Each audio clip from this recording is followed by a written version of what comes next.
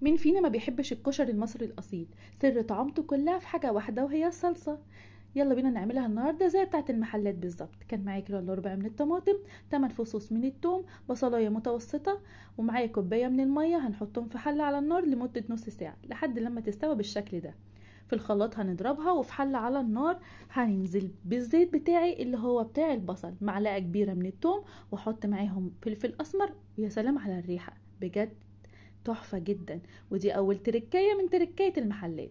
هخلي الفلفل الاسمر كده يطلع الريحة بتاعته، وبعد كده هبتدي احط بقية البهارات بتاعتي، وهي كانت عبارة عن نص معلقة من الكزبرة الناشفة، وربع معلقة صغيرة جدا من الكمون، وهنقلبهم مع بعض كويس. واحط مرقة، واول لما التوم بتاعي يبتدي يحمر هقوم جايه منزله عليه عصير الطماطم بتاعي.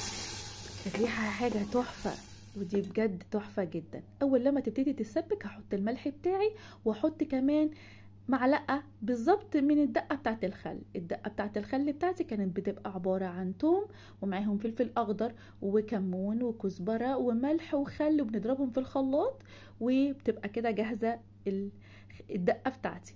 يلا بينا بقى نركب مع بعض الطبق. بجد كان تحفة. بصوا الطماطم شكلها ولونها ما تفرقهاش خالص عن بتاعة المحلات، والريحة كانت روعة بجد. وبكده صلصة الكشري بتاعتي بقت جاهزة وزي الفل. طبعا دي الدقة بتاعتي، اتمنى تجربوها. دمتم في رعاية الله، ما تنسوش تصلوا على النبي في التعليقات، واشوفكم في حلقة جديدة مع وصفات اسهل والذ، وقابلكم في تركية جديدة مع نونا.